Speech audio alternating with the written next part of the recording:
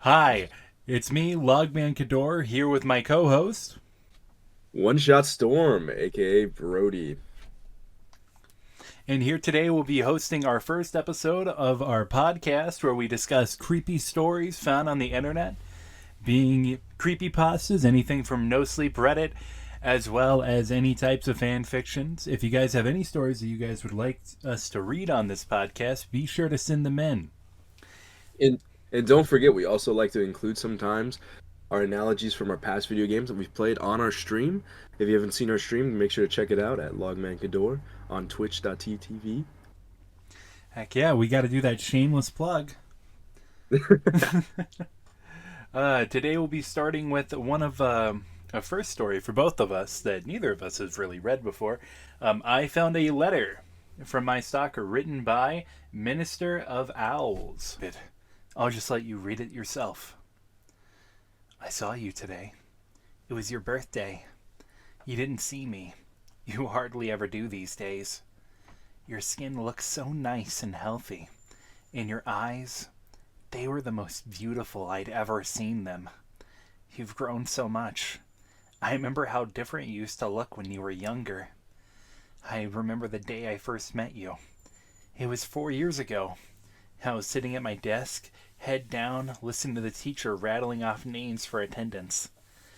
The teacher called out a name I didn't recognize, and a strange voice answered behind me. Was there a new student? The teacher didn't pause for a second, just continued calling out name after name. I turned my head to where the voice had come from.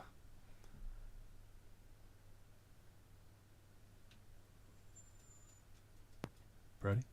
I just have to say, I mean, for the note, I don't know if it disturbs anyone else or just me, but I hate it when people like describe someone's like skin looking healthy and nice. It is such a disturbing factor to describe, I feel like. I don't know. But maybe I'm just No, weird from that. no, I don't think that's a strange thing to be creeped out by. I think an aspect that's what we're supposed to get, you know? Yeah. Ah, Sorry, my bad. Anyways, No, make those notes, man. Make those notes. It's content. It's content. dude, we're feeling. Okay. So you stopped it. I saw you, right? Or am I Yeah, jumping? yeah, you're right there. Okay, okay. I saw you, a pale thing, so thin, your eyes so red. At a seat that should have been empty. I saw the fireflies flying around you, flickering. Dozens of them, never straying far from you. I saw them going through you and coming out, through your skin, like you were a mist to them. Can you believe I thought you were a ghost? No one else seemed to acknowledge the new stranger sitting at the back of the class. Class after class, hour after hour passed as I waited for something to happen, for someone to notice you, for you to leave, for you to let out a ghoulish scream and claw at me like in a horror story. I was certain I was in, but nothing happened. Teachers came and went, my classmates laughed and slept, and you just sat there. The bell rang for the recess. The other kids ran to their moon deities for the day, leaving me and you together in an empty classroom. You stood up and pulled a chair from the desk next to you, making it face your desk. You turned your head toward me and spoke.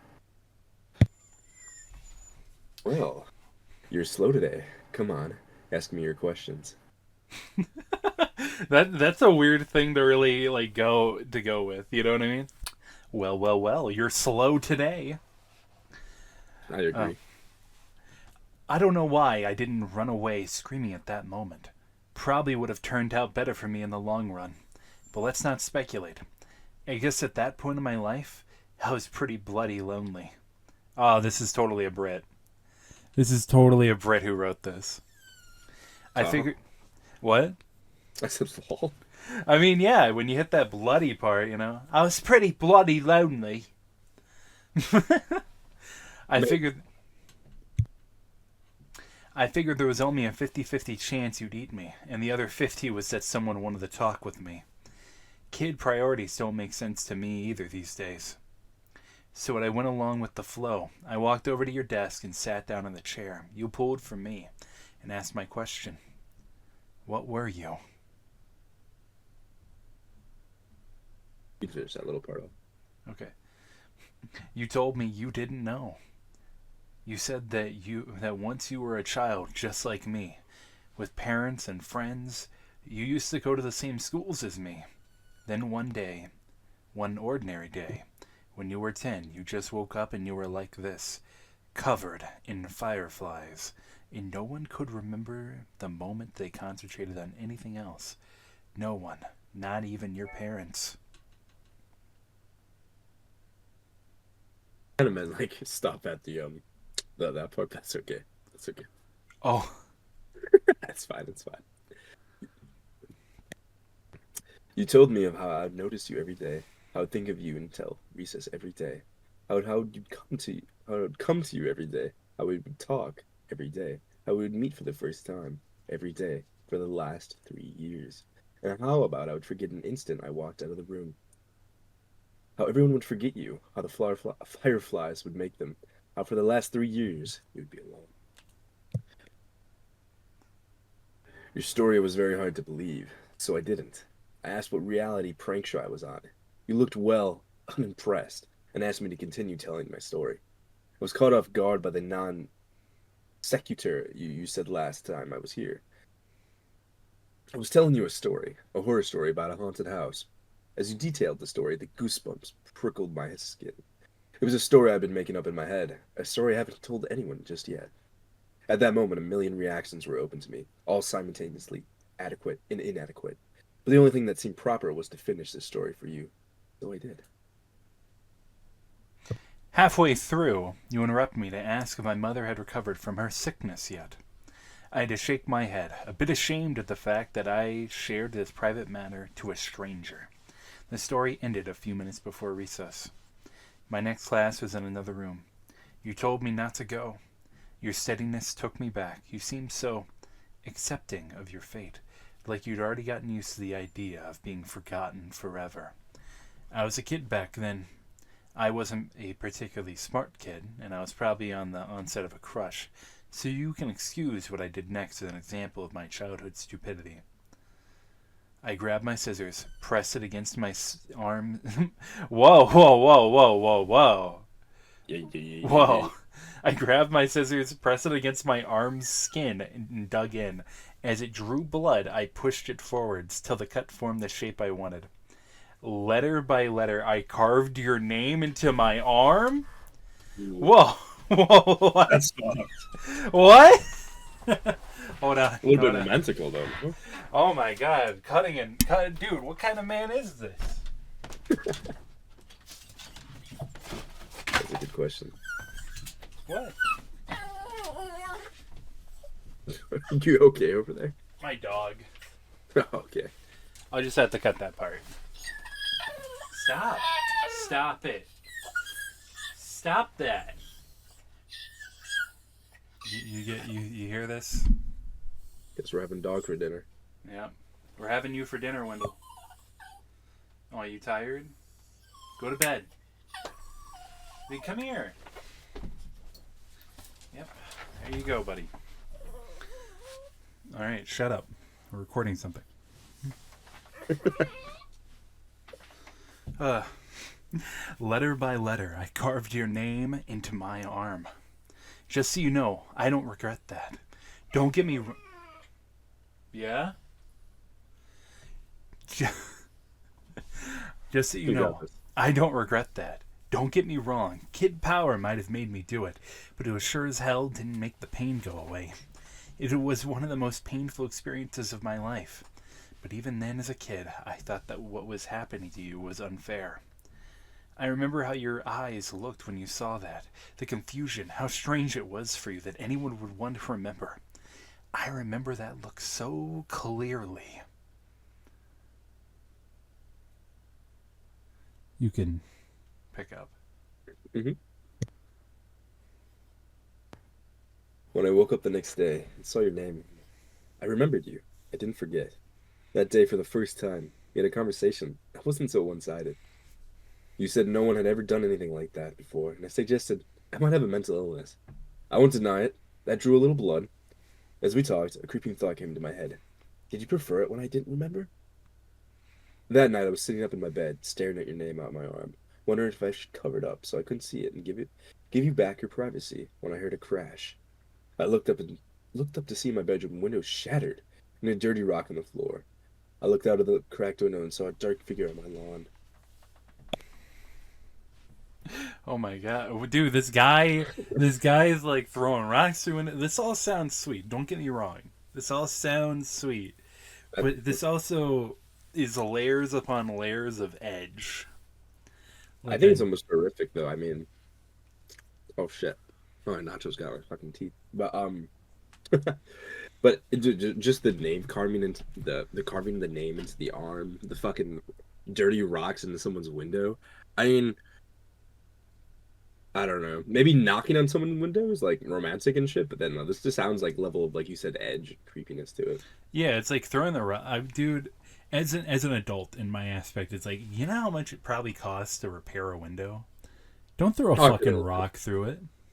no, exactly. I don't have to like get an estimate and get that shit repaired. Fuck that. Hell no. Uh, you You want me to it read that for where you? uh, here. I think I know where we're at. I think it took me a while to get used to how bad you were at talking to people. Years without practice made you quite a bit rusty. That was all right. We had a lot of time. For the next 2 years, we spent most of our time together. Most of the time we talked, you'd tell me an aspect of your life and how you lived. You still stayed in your old house. Your parents never noticed that the food had gone missing, never noticed the extra room, or that you'd stolen the extra keys. One night I confided in you that I was beginning to think you were part of my imagination. Fight Club style, after all. What could you do to me that I couldn't do to myself? You spent the next month or so trying to leave bite marks on my ear and my neck. My ear or neck to prove a point. I still have a few scars on my ears, so I guess you did. Looking back, I could see the warning signs even then. Your skin seemed to get worse and worse, paler and paler. You rubbed your eyes raw. It was in winter. We had our wake up call. The morning began like any other. I woke up, brushed my teeth, and started searching for clothes to wear. It was a winter morning, and my room was dark, so I couldn't see your name on my arm. My god. What the fuck? The cold sends shivers through my body, and I pulled out a long sleeve jacket. A bell rang in my head. Don't you usually roll up your sleeves up, yeah? And why did I? That was annoying. I finished tidying up and headed to school. On the school bus, it felt oddly content, like something I'd been worrying about had just disappeared. I walked up the school stairs and down the hall, through my classroom door and sat at my desk. The same feeling of a burden forgotten hounded my mind. What was I forgetting? When recess came, I just sat at my desk while my classmates ran out. It felt like a ritual, but I didn't know what for. I was contemplating just walking out to join them when I heard it. It was something small in the wind, like a whisper, but it came over and over and incessant. It sounded like my name. I knew this was strange, that this was worth my attention, but I felt oddly calm and everything would be all right. Everything would be just fine. Just ignore it. I sat there at my desk, my mind a war zone between two conflicting, contradictory voices when I felt a force tugging on my sleeve. The moment I noticed this, my jacket sleeve tore open. I saw your name on my arm and that your hand and then your hand that had ripped my jacket open. You had been yelling at me for over 20 minutes. I think that was the moment we realized how on edge our friendship really was, one accident away from complete erasure. We spent most of the next year in the town library together trying to find out what the fireflies were. It wasn't really a problem for me. Because of my mother's treatment, my family really couldn't afford to go on any trips. Our house didn't have any heating anymore, so I was happy to spend my time with you. Trying to find information was a puzzle in of it itself. After all, how would I read about people I couldn't remember? And how would you find out who was special when no one you could even remember enough about them to record them?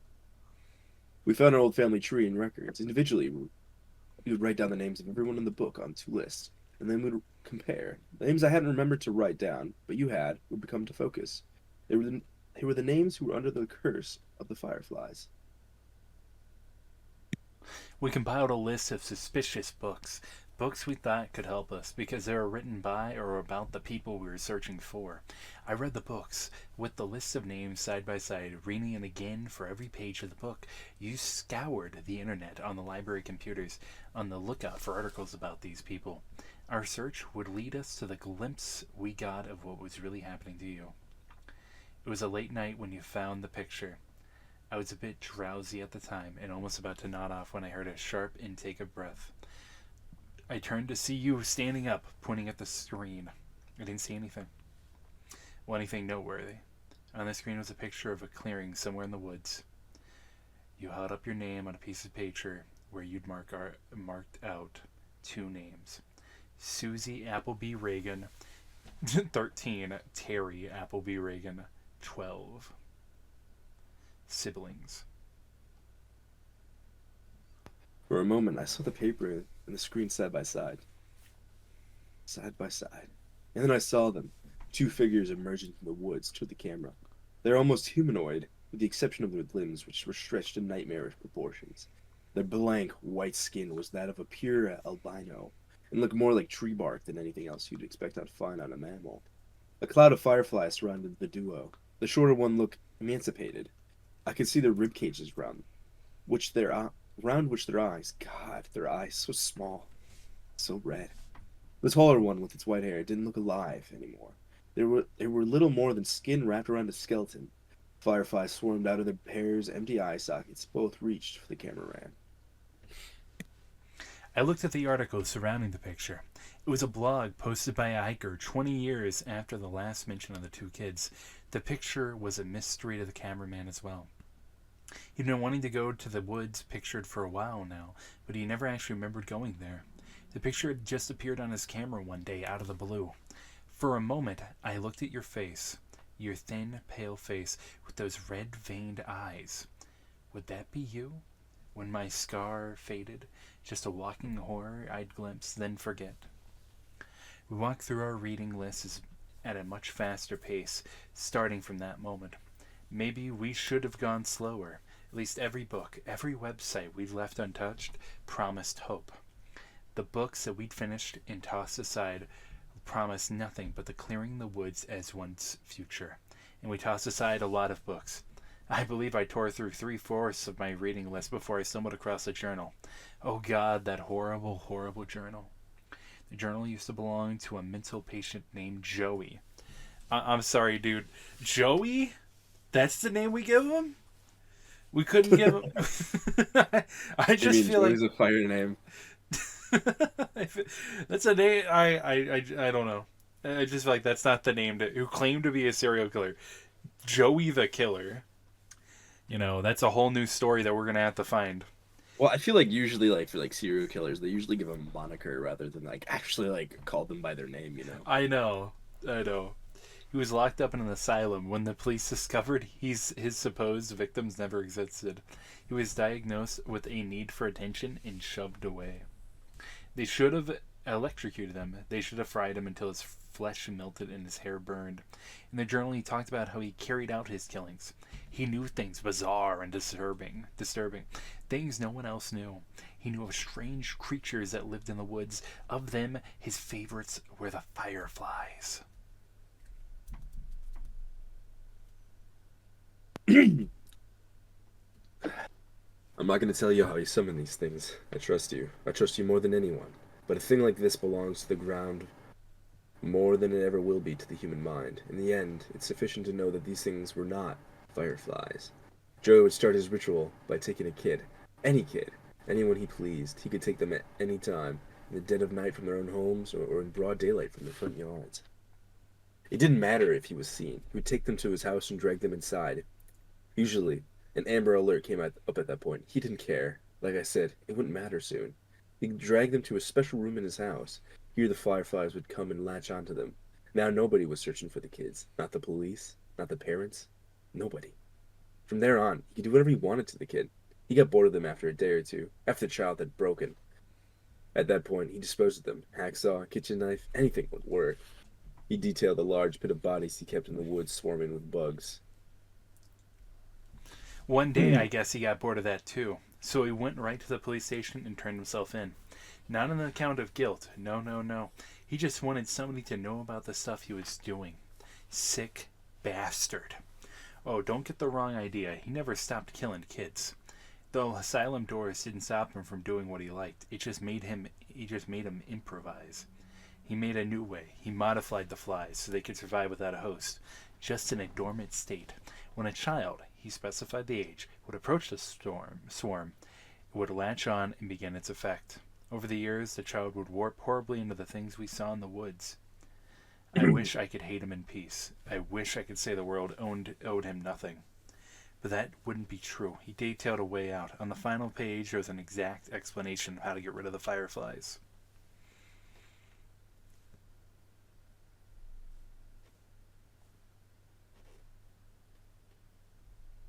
Okay, sorry. It's okay. You must have seen something in my face, because at that moment you asked if I had found anything. I said no and closed the book. A few minutes later, you shut down the computer. You picked up the last book and went through it yourself. When you reached the end of the cover, you tossed it aside. I asked what we should do now. You said it was all right. I could go home. We'd talk about it in the morning. I stood up and walked past the shelves of the books. I I headed for said the I headed for the library entrance. We stopped right outside the door, and I waited. I waited until I heard the stifling sounds. I sneaked back to your table where you were quietly sobbing. You had your head in your hands. I sat back down, and as you raised your eyes to me, you said you wish you had never met me. How happy you were when you had nothing to lose. How I ruined your life. Okay, you can go now. you'd never really gotten better at talking to people. This was the worst love confession I've ever heard. Oh God, no. I remember how we kissed that night. I remember your hands gripping my hair. I remember that kiss. I wish it could have been just a kiss. I'm sorry I ruined that moment when my arms were around you. I was close enough to steal a firefly without you noticing. I remember holding the firefly in my hand. I remember how it struggled until it didn't, until it was a part of me. The fireflies shifted. They came over to me and left you. I remember the familiar look in your eyes, the confusion. I never wanted to see that confusion in your eyes again. You deserve to be loved, and you deserve to know that. I wasn't really living anyway. You reached for me, I pulled away, as the last lights of recognition faded from your eyes, and then you were just staring at a stranger walking away into a crowd of strangers. That was a year ago. You've gotten so much better since. You have so many friends now, so many people at your birthday party. You also look so much healthier. I haven't been as fortunate. My skin's gotten a lot paler. My eyes hurt all the time now. I couldn't go to school like you did all those years. I haven't wasted my time, though. I found Joey's pit. The bodies. There's so many bodies. There's a grave for those children now. Without me, my mom could afford her surgery. She looked so happy. Just yesterday, I saw her playing with my baby brother. I saw you crying yesterday. You were with your friends, laughing. For a brief moment, your eyes met mine, and then they were so wet. I think I'm going away for good, I think. You're not going to be happy if I stick around. I'm so happy I met you, even if you don't remember. Sometimes I go through depressive episodes. I feel so lonely. Even with my friends, I don't know what's going through my head during these times. And sometimes I'd end up in a bathtub, a knife in my hand and my wrist bleeding. Until now, I thought I was cutting my wrists. I wasn't. The cuts, they're letters. I've been carving a name into my arm. You know what? I like the end of that story. Yeah, that was pretty good. I will say it's edgy as hell, but I feel like it gives like alternative Your Name vibes. If you'd ever watch that movie, Yeah, you know, I can definitely see that. Yeah, with the premise of like forgetting. yeah, and like That's very cutting, deep. cutting information into your arm and all that. Well, But also, they never went that deep. They just kind of wrote it on their. they just wrote a name on their arm. But also, it's like you could have just written the name, right? I'm gonna be honest. I was so confused. That is true. Well, it would have washed away though eventually. That's true. That's true. They could have got a tattoo. Well, I guess they were kids though. But I think the weirdest thing is it's like at first I thought this was gonna be like horror, but this is more of like a sick love story.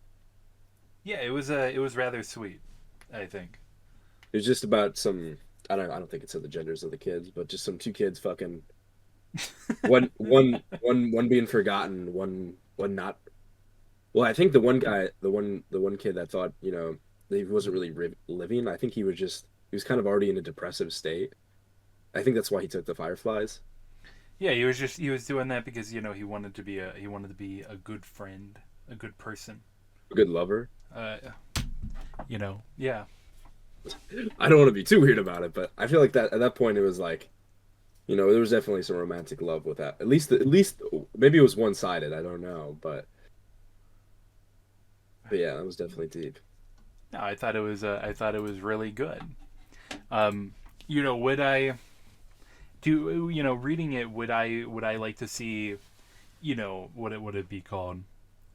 I feel like it's a complete story, which I can appreciate for Yeah. especially what it is. I feel like a lot of stories don't get a very I mean, completed. I could say it could definitely go on further, but I do agree with its ending being rather though somber. I think that is a good ending point. Yeah, I don't know what more I'd want other than like more explanation on Joey the serial killer. But also, it's like, well, I feel like we get a lot of implication with what happened, if you know what I mean. It's like, well, is that something that we need to explore, or is that just something that we've already can kind of glean from just assuming or the implication? You know, And if anyone's curious of how the one kid got it and how like if you didn't catch it when Joey the killer was talking about how the fireflies themselves or even if yourself Logan, if you didn't get it, you're like, well, how the hell did you not just kill the kid? That's affected by the fireflies or whatever the fuck they are. Is because I guess he put like a fucking automated target system with the fireflies and they just yeah, latched on to the kid. I yeah, he guess that's how that did. works. You're He's like, right. yeah, I want you to fuck that 13-year-old boy with these fireflies. You better go get him. I'm just like, okay. And then that poor kid got, attached or whatever the fuck they do to him. I don't know. I wish it would go over and explain what they actually are, because Yeah. it's like, obviously he said that he did like some ritual, so it's some more eldritch being, demonic horror thing, but it's like, it doesn't really go into like a full explanation, I feel, which would soothe my brain. And I'm curious, I know it said, the one kid kind of like kissed him and hugged the other one, right? Yeah. And then that's how he got the fireflies on him. I wonder if it's more deeper than that, or if he like, it was just like if another kid just touched you, or like, you know what I mean? If Could that like that'll transfer it, or could you give like someone per se? Could you give them the she's touch? Could, the fireflies touch? Could you just give that to them by putting the fireflies on them? Or is it more to have to be like a thing that like a person that sees you wants to do themselves? Does it need to Acknowledge. be consensual? Yeah, and I'm curious. Is like, so do people see you? Because the way you described is like sometimes people would see you, but they wouldn't. You know what I mean? You So ever like I how I kind of view it? You ever like see somebody in like the corner of your eye and you turn your head and there's nobody there? only when I was a little kid, I guess. Oh, I still get those at the hospital all the time. That's But just the ghosts. yeah, it's just a ghost. But that's I feel like that's kind of where I come from on it, where it's just like, well, oh, that wasn't real. That was just a figment of my imagination. I And guess, but the kid like went up and directly talked to him. yeah, I mean, the kid ended up getting directly referenced, but I feel like it's because they had that connection, quote unquote, for 3 years. No, no. What I mean is like before he like turned into like took the fireflies over. I mean, he said he like literally like had a full blown conversation before he even carved his arm in, which like made him remember, right? Yeah, I'm curious how that works. Like it's is it do you have to acknowledge them and they acknowledge you back? like because he heard the name from the teacher, right? So I'm curious if that name that was written down that probably wasn't erased, that was still there from when the kid was still like not affected, right? And Yeah. that's how he was able to recognize. I assume is what happened. Yeah, he remembered from the name reading of the teacher. Mhm. Okay, I If can see not, that. I don't know. Then it's just bullshit. I don't know, but Oh, I don't I feel like the targeting system was a little bullshit. he's just like, yeah, I just want you to go after a 13-year-old boy. It's like, okay, You got it. And then the fireflies just go out and they go and take one, you know? You gotta think though, that's probably like imagine if that shit was ever real though. Like if they were able to like Dude, just eldritch shit like that. Like, there's just some dude like killing kids and shit. You would never know. yeah, we just always forget. Oh Yeah, man, fuck that it. would We be probably deserved it. I'm joking, I'm joking. I'm only joking. okay. That was a good story. I liked it. I'd probably give that like an 8, you know, a 7 or an 8. I just kind Yeah, of if it messed with my expectations, you know. I'd probably give it a 7.5. I wish there was a little bit more, this more explanation on the fireflies and other such stuff. I get it's a short story, so I can't be like too like too what's the word I'm looking for? Maybe negative on that side of it, but I just wish there was a little bit more explanation there. I think the story ending is fine. I just wish there was like, More beef. oh yeah. I honestly don't like the trope. It's like, well, it's a mystery. You just gotta interpret it. I don't like that. Honestly, I like to be told what the fuck's going on, man. I don't like the well, did Goku really die or is he still alive? It's like, well, just tell me if he fucking died. I don't want to know. Just let me know. I'm the type of guy to like get a book I write and then read the last sentence in the book in the last page. Oh, I couldn't do that. Oh no. I could never do that. Well, you see, the premise is in my mind. It's like if you do that right, it's gonna make you want to know why that happened. You know, it's just like, and then Joey died. And you're like, why the fuck did Joey die? Who's Joey? And then it makes up like you knowing that very small tidbit of information. Even maybe it's not even relevant information. Maybe it's just some random shit, right? You know what I mean? It makes you want to read further. I feel like it's an encouragement to find out what happens. At least that's how I think about it. Maybe you guys think I'm stupid, but I think it's dependent on some readers. You know what I mean? that's true. That's very true.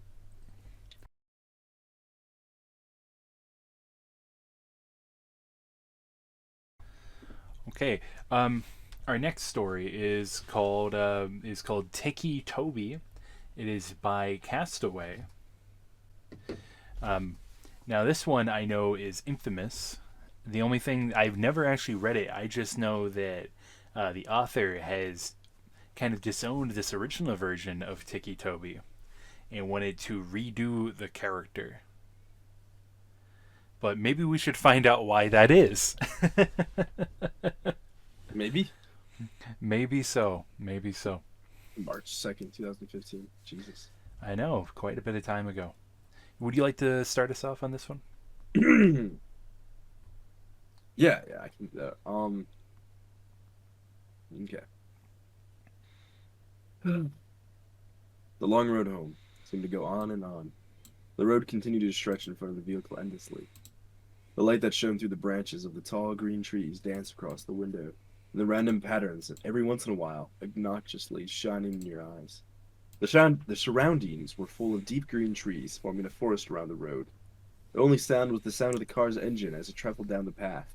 It was peaceful and left a serene feeling. While the ride seemed nice, it lacked every form of nice from its two passengers. The woman, the middle aged woman behind the Oh, steering wheel, had neat short brown hair that fit her complexion quite well. She wore a green v neck t shirt and a pair of blue jeans. Diamond stud earrings decorated each of her ears, which partially showed from behind her haircut. She had deep green eyes, which her shirt brought out, and the lighting seemed to make them more noticeable. There wasn't anything significant about her appearance. She looked like any other average mother you would see on TV shows and the like. However, that one thing made her different than the average mothers was the dark bags she had under her eyes. Her facial expressions was gloomy and sad, although she genuinely looked like someone who smiled a lot.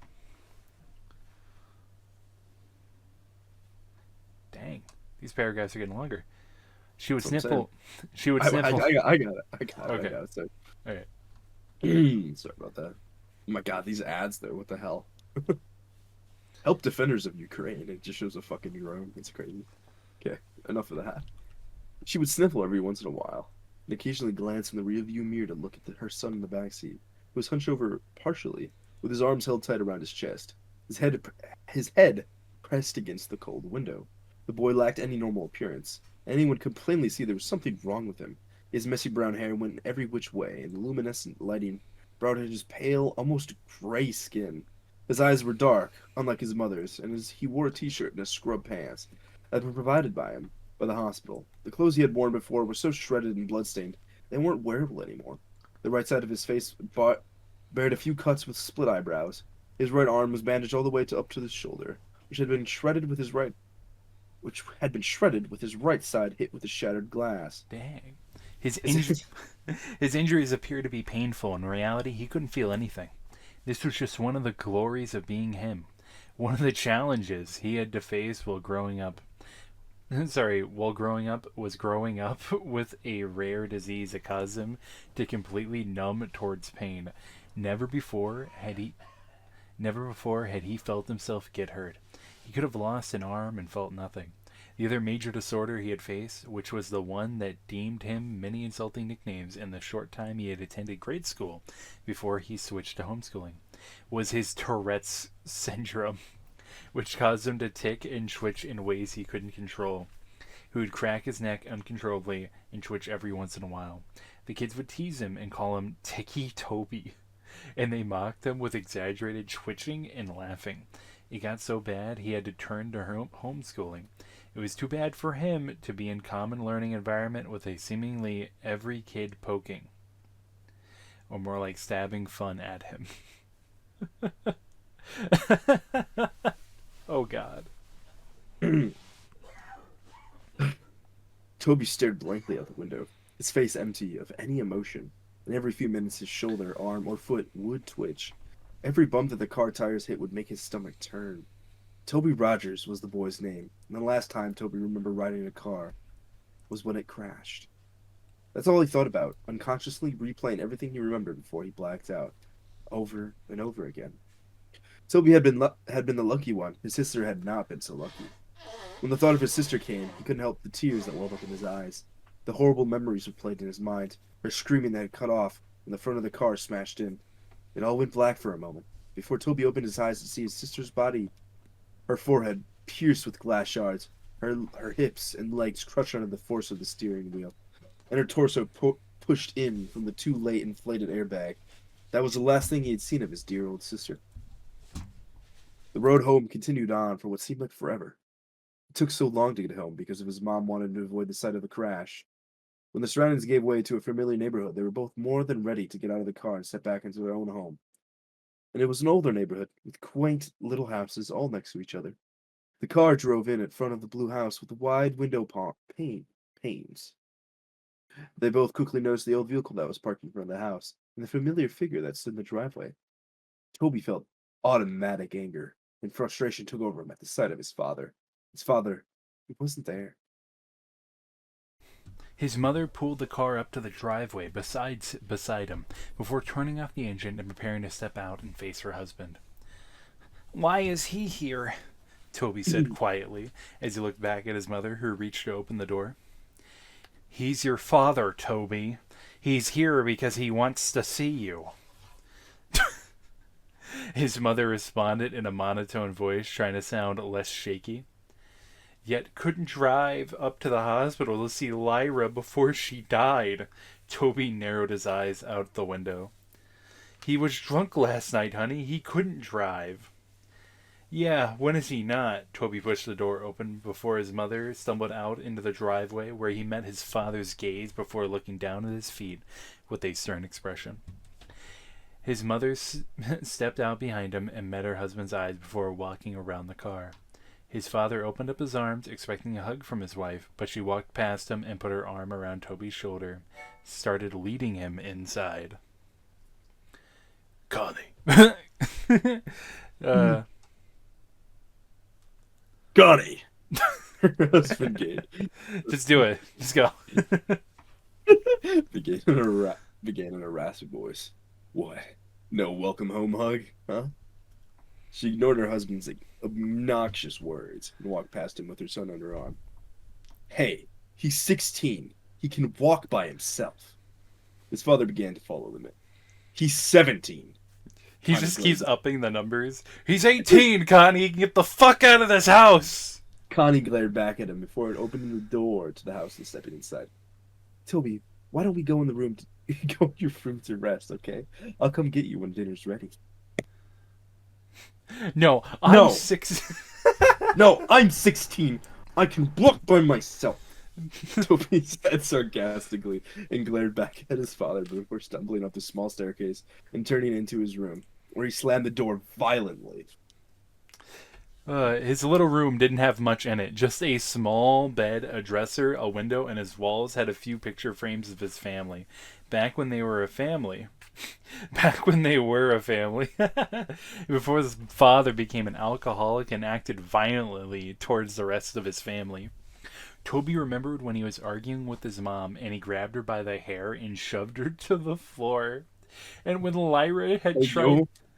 and when Lyra had tried to break it up, he pushed her and she hit her back on the corner of the kitchen counter.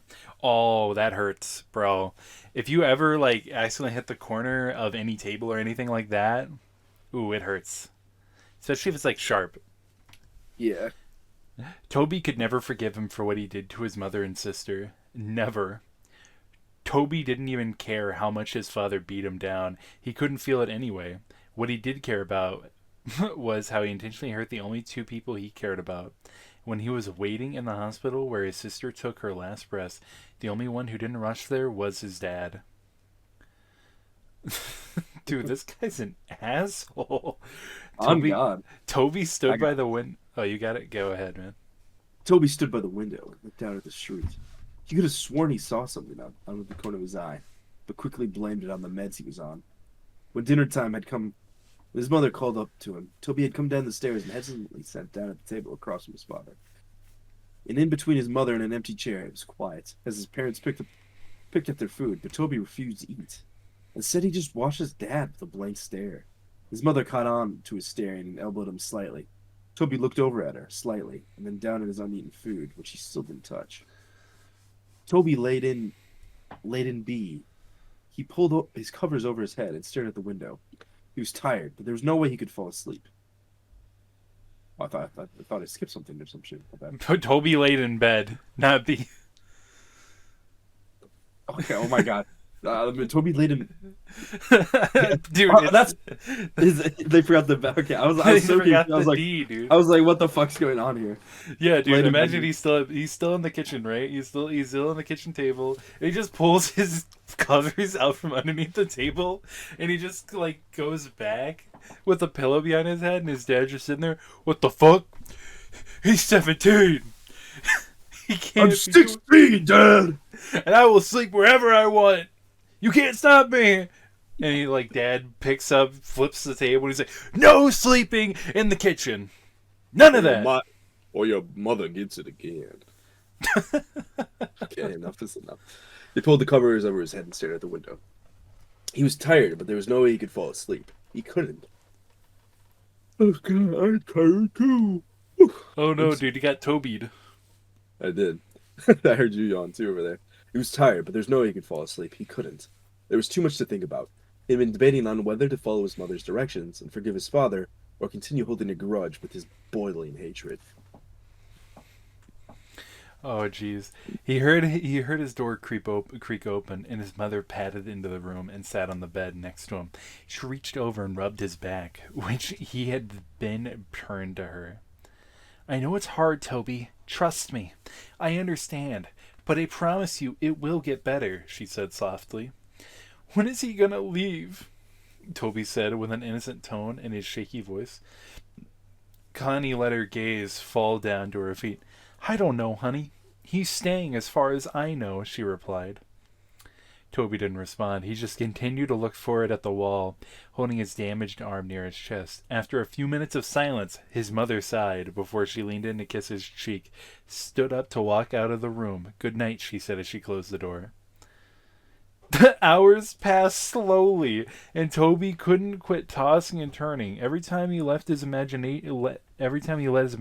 take over, he heard the screeching of tires and the screaming of his sister. He uncontrollably jerked in bed. He threw off his cover, lying on his back. He pulled his pillow over his face and cried into it. He could hear his own pitiful weeping. He would have been screaming and crying if he didn't press the pillow over his face.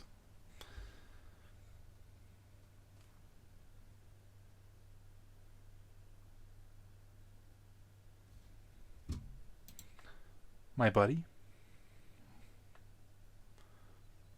Brody? Oh shit! I started. I was muted. I started. My bad. My bad. It's okay. After a few seconds, he threw the pillow off his face. He sat up, hunched over, holding his head and breathing roughly. Tears streaming from his eyes. He couldn't help but cry. He tried to keep it in, but he couldn't stop the whining and whimpering as he sat there shaking. He inhaled before he stood up and walked around his bed window and peered out, taking deep breaths to try and calm down. He rubbed his eyes and looked out at the group of tall pine trees down the street. He stopped suddenly, and his gaze slowly centered on something standing under the streetlight. He heard ringing in his ears and couldn't look away.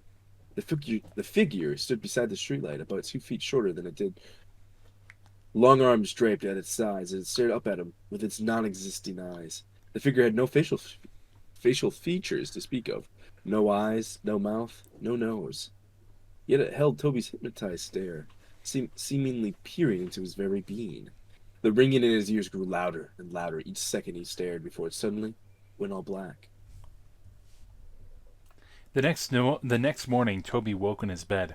He felt different. He wasn't tired at all. And when he consciously woke up, it felt like he had been lying there awake for hours. He had no thoughts flowing through his mind. He sat up slowly and stumbled over to the wall. But when he stood, he automatically felt dizzy. He stumbled to the doorway and walked down the stairs. His parents were sitting at the table. His father was turned to the small TV that sat on the countertop, and his mother was reading the newspaper.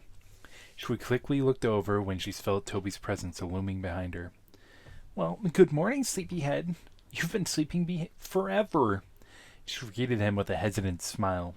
Toby slowly looked over at the clock and noticed that it was 12:30 p.m. "I made you breakfast, but it got cold. I was going to wake you, but I felt you needed the sleep." Her expression fell from happy to worried as her son resisted responding to her. "Are you all right?" Toby stumbled over and sat by his father. He felt as if he was on idle and had no control over his actions. He was seeing everything he did, but didn't register in his brain properly. He reached out to his father's arm, but his hand ended up getting slapped. His father turned to him abruptly and pushed his chair over with his feet. I don't think I can do this father's voice. I think it's just you, B.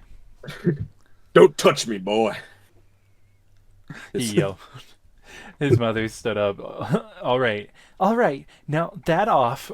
"No, all right, no, that off. That is the last thing we need." The days when... Know that off! "No, that off." The days went by, and things continued as they were. Connie spent most of her time cleaning the house, and her rude husband spent most of her time ordering her around. It was just like how it used to be before the crash.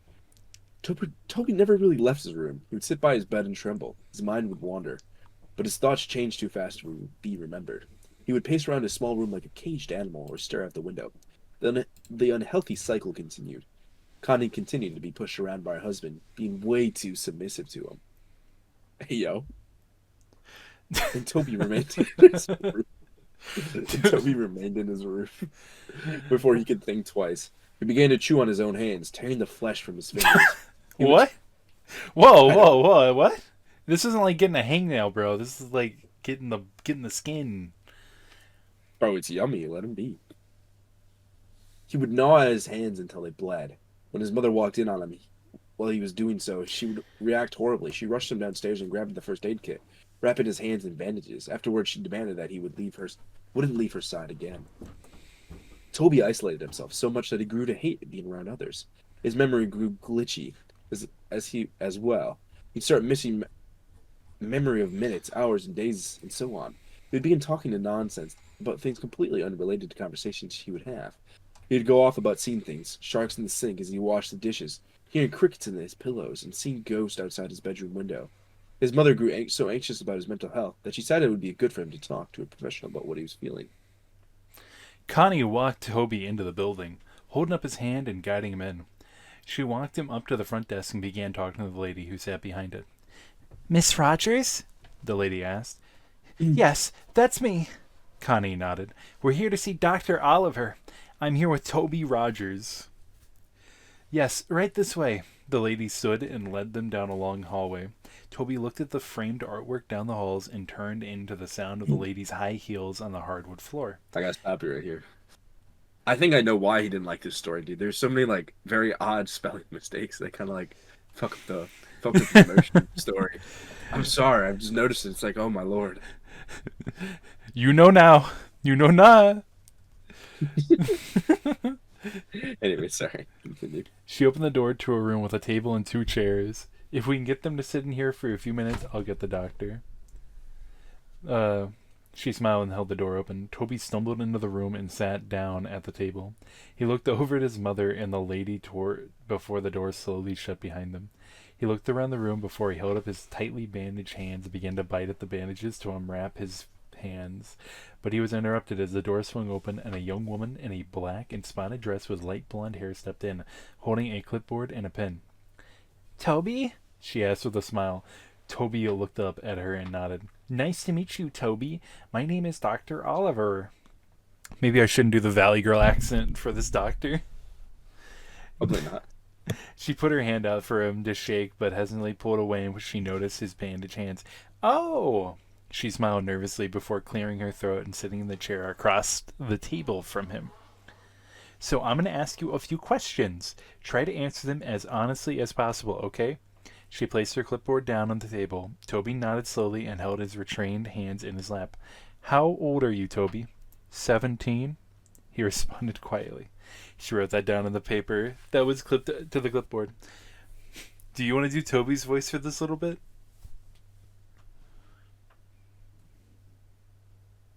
Yeah, I can do that. All right. What is your full name? Toby Aaron Rogers. When is your birthday? April 28th. Who is your immediate family? Toby paused for a minute before answering her question. My mom, my dad, and he stopped. My sister. I heard about your sister, dear. I'm really sorry. Her expression faded into the sad, pity-filled look. Toby nodded. Do you remember anything from the crash, Toby? Toby looked away from her. His mind went blank for a moment. He looked down at his lap, and in the surrounding area he heard a faint ringing sound. His eyes widened and he froze in place. Toby? The counselor asked. Toby, are you listening? Do you want to pick up from here? Yeah, I got this. Toby felt a shiver go down his spine until he froze once again and slowly looked over out the little window through the door, where he saw it. The dark, featureless figure peering into him. He stared. His eyes widened. The ringing grew louder and louder, until suddenly the loud voice of the counselor broke his trance. Toby! Toby! Shut up! I got this. Toby! She yelled. Toby jumped and fell sideways out of his chair and backed up into the corner. Dr. Oliver stood up, holding her clipboard to her chest. A surprised look in her eyes. Toby met her eyes again, his breath hitching as he twitched. That night, Toby laid in bed. His eyes were dazed as he stared straight up at his ceiling. Oh, wait 1 second, I gotta sneeze.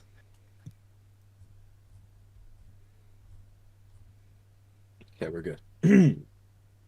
Stared up at his ceiling. He could feel himself begin to doze off when he heard the scattering footsteps down his hallway. He sat up and looked towards the doorway, his door wide open. There was no light. Everything was lit by the luminescent blue glow of the moon through his window, leaving a cold lighting. He stood up and slowly made his way to the doorway when suddenly the door, which was previously wide open, slammed in his face. He gasped and fell back. He was out of breath. Same time, bro. Same time. He was out of breath when he hit the ground, and he began breathing heavily, his eyes wide open. He waited a few seconds before going back on his feet. He reached out and grabbed the cold door handle with his bandaged hand and creaked it open. He looked out into the dark hallway and tiptoed out of his room. The window at the end of the hallway lit up with the darkness, with blue moonlight as he padded his way down. He could hear footsteps rustling around him, and faint giggling followed by the pitter-patter of small feet, which sounded like a child had run in front of him, giggling and running around. The, the hallway was a lot longer than he remembered. It seemed endless, like a road home from the hospital. He heard the door creak in front of him. Mom! He called in a shaky voice. Suddenly, a door slammed behind him, and he jumped and turned around. Behind him, he heard a long, eerie groan that sounded like a croak right in his ear. He turned around as fast as he could and was suddenly face to face with none other than his dead sister. What the fuck? Her eyes were clouded white, her skin pale, the right side of her jaw dangling there by tissue and muscle, glass protruding from her forehead, black blood leaking down her face, her blonde hair pulled up in a ponytail as it always was, and she was wearing her gray t-shirt and athlete shorts, which were dirty and spotted with blood. Her legs were bent in ways they shouldn't be. Is she standing up, or is she on the ground? I assume on the ground. I think she's standing up. Imagine that, like, imagine you're talking to somebody, right, and their legs are at like two 90-degree angles, right? They go down 90 degrees, they go down, and then like they hit the angle, they keep going, hit another angle, and they're just on the ground again. They lose like a whole, 8 inches. I'd be freaked out. Yeah, like two knees. Two knees. Two knees. She stood emitting a long croaking noise only an inch away from Toby's face. Toby yelped and fell back. Ah! He started to crawl backward away from her, but he was unable to break the eye contact he held with her blank, dead eyes. He dragged himself backward until he backed up into something. He stopped for a second. Everything was dead silent except for his heavy breathing and crying. He slowly looked up to meet the blank face of a tall, dark figure. The same figure that stood over him now. Behind the tall, dark mass were rows of children, looking to range from 3 to 10 years old. Their eyes completely black and dark black blood leaked from their eye sockets. He screamed and stood up as fast as he could, only to be tripped by dark black tendrils that wrapped around his neck. He fell straight on his stomach and got the wind knocked out of him. He tried to scream, but he couldn't make a sound. He wheezed out before it all went black. Toby woke with a start. He screamed out and sat up as fast as he could, completely short of breath. He wheezed out and held out. Well, he wheezed again. He's always wheezing, bro. He's got asthma. Bro, those got Tourette's, asthma, dead sister. Graying skin. He wheezed out and held his chest with his bandaged hands. It was just a dream, just a dream. He lay back down on his bed and rolled over on his side. It felt like against weight had been... What? It felt like against weight had been lifted off his chest. Okay, I thought I was like, did I read that wrong? You felt like you were stroking out, but you weren't. You weren't. Lifted against his chest as he took in deep breaths. He stood up and padded over to his window. He saw nothing. Nobody was out there. No ghosts, no figures, nothing. He heard the rustling and coughing of his father outside the doorway. His door was closed.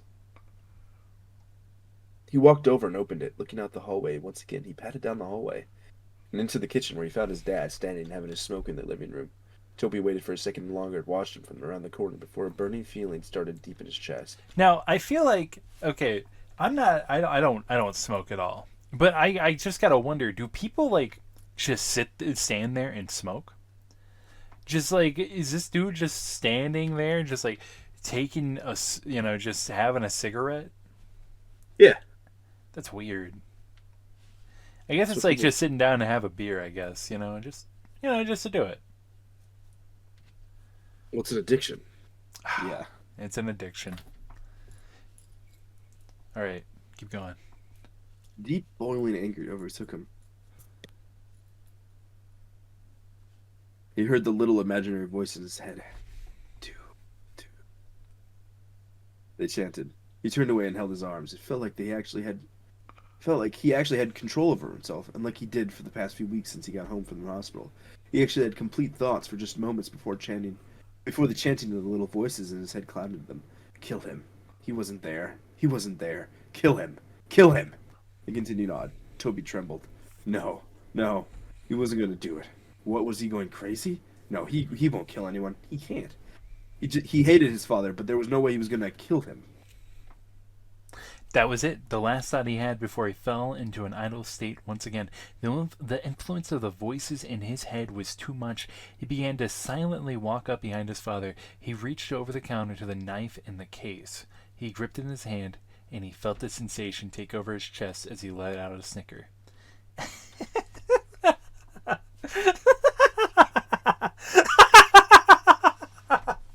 He began laughing so hard he had to gasp for breath. His father turned around abruptly before he felt the brute force shove him to the floor. He grunted as the air was knocked out of him. What? Wait, B hit it. What? He looked up at the boy who stood over him, grasping the kitchen knife in his hand. Toby, what are you doing? He went to sit up, put his arms out in front of him to self-defense, but he knew it was Toby on top of him. He went to grab his neck, but his father reached out and blocked his hand by grabbing onto his wrist. Stop it! Get off of me, you little fucker! He yelled, and with his other hand he threw an off-center punch towards Toby's shoulder, but he didn't stop. The look in Toby's eyes were not sane. It looked as if a demon had taken control of him. He yelled back and went to stab the knife into his father's chest, but his father blocked him, grabbed onto his wrist once again. He went to shove him back, but Toby kicked his feet out in front of him and landed a hard blow straight to his father's face. His father recoiled and pulled his arms away to cuff his face, but Toby got back up and drove the knife straight into his shoulder. His father let out a loud cry and went to pull the knife out, but before he could, Toby threw his fist straight into his face.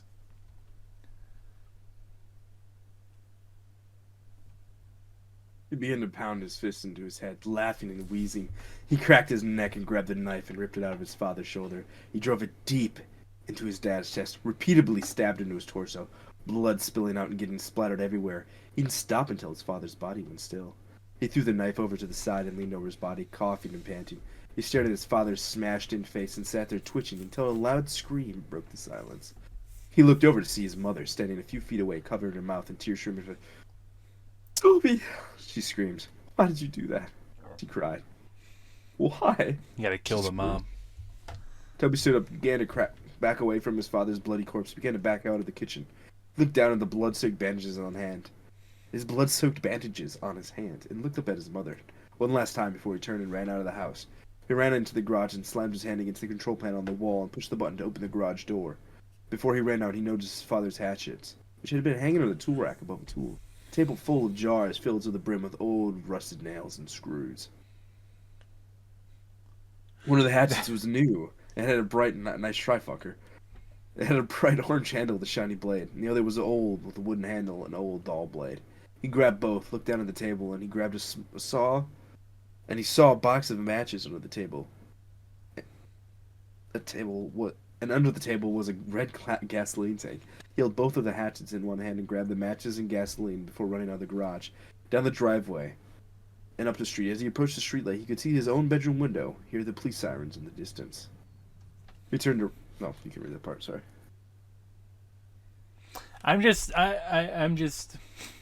Sorry, I'm just like he went out to the garage. What is the mom doing? Did she just I guess assumably she called 911 here. I assume shortly after, yeah, but I assume she's just like in a panic state. You know what I mean? It's like, yeah. Well, it's like let's say I came to your house and killed your whole family and killed your dogs, and then I just started laughing and ran away. Like, I don't think you would immediately do anything. I think you would just be stun locked for a couple of seconds. You know what I mean? Just jarred by the moment. Obviously not like if you're watching me do it in the moment, but it's already happened and it's been done. You know, like what are you gonna do? You're just gonna be like, what the fuck? Got to process the information.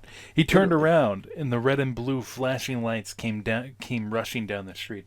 Toby stood for a second before he pulled open the cap on the gasoline tank and ran down the street, spilling gasoline all over the street after him. He turned and ran into the trees. He poured the last bit of the gasoline out before he reached into his pocket, pulled out a match. He struck it against the box and immediately dropped it.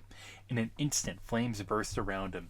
The fire caught on the trees and bushes around him, and before he knew it, he was surrounded by fire. The silhouettes of police cars were visible enough were visible through the flames as he backed away into the forest around him.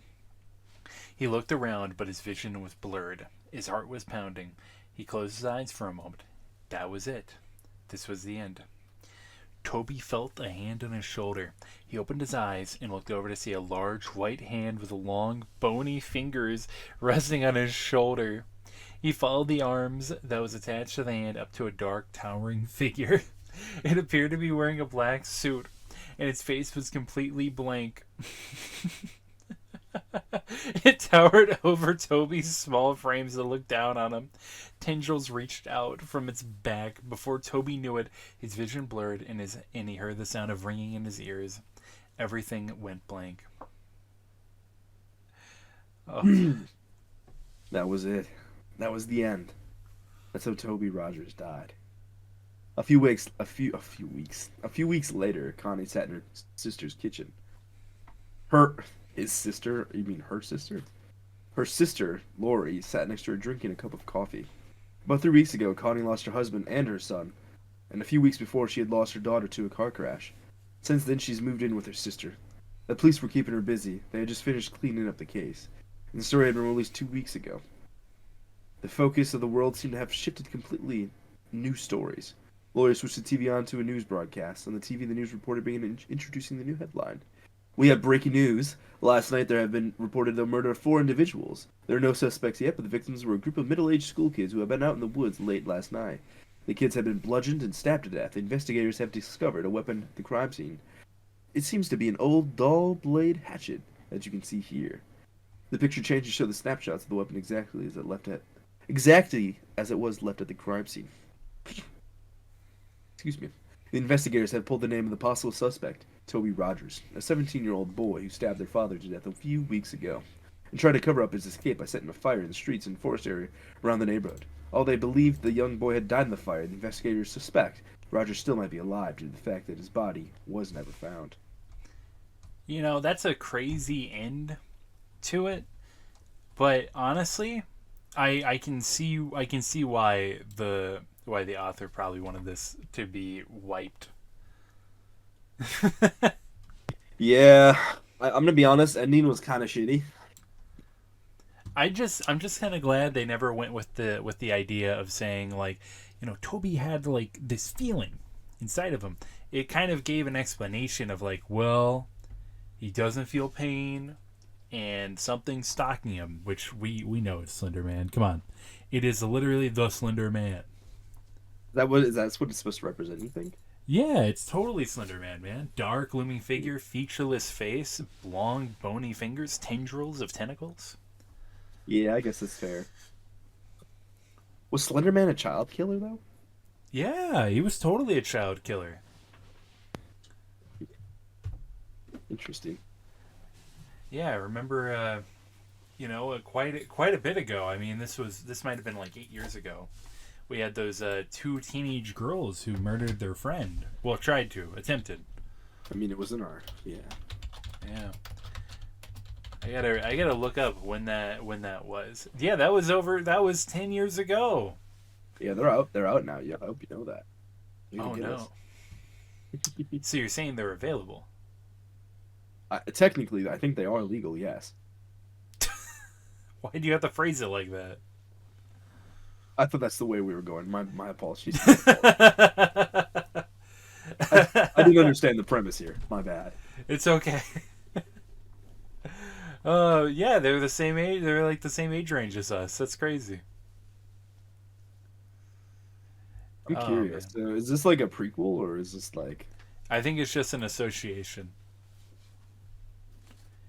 No. I mean, is this like a prequel story? Is there more stories with this guy? Or? I think I think there might be, but I know that for a lot of people, they'd make fan fiction. I know that Ticci-Toby would soon become more of an association with like Jeff the Killer, Slender Man, like Clockwork was in association with that, I believe. It's just like like Jane the Killer. Yeah. There's a lot of like, crossover stuff, but not necessarily that those things really, would come to be. You know, like this is the origin story of Ticci-Toby, but necessarily is there more official content? I don't think so. I mean, I could check. Let's do the due diligence. Yeah, let's do it. Let's do it. Let's see. Maybe we can read the other ones later at a later time. Yeah, I think this is pretty much it. The Deviant by Castaway. Say that again. Sorry. Yeah, I'm pretty sure this story is just that's what it is. Oh, damn. A little disappointed, honestly. I have to say the first one, personally for me, I don't think the story was bad. I think it suffers from what the other story did. I personally don't like when it's a complete mystery. You know what I mean? I feel like there was just too many unknown factors going on.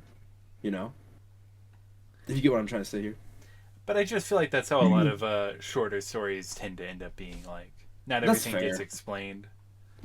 I just think there was so much left out that could like I think the first story we read, though it had unexplained elements, it was still widely I think it was way more understandable of what was going on. Not just because there were spelling mistakes in this one, but just because like the Fireflies, though they weren't explained, it showed their purpose and what they didn't necessarily say what they were, but what they did and how they came to be. Rather versus this story, which is like, yeah, there's just some random fucking dude.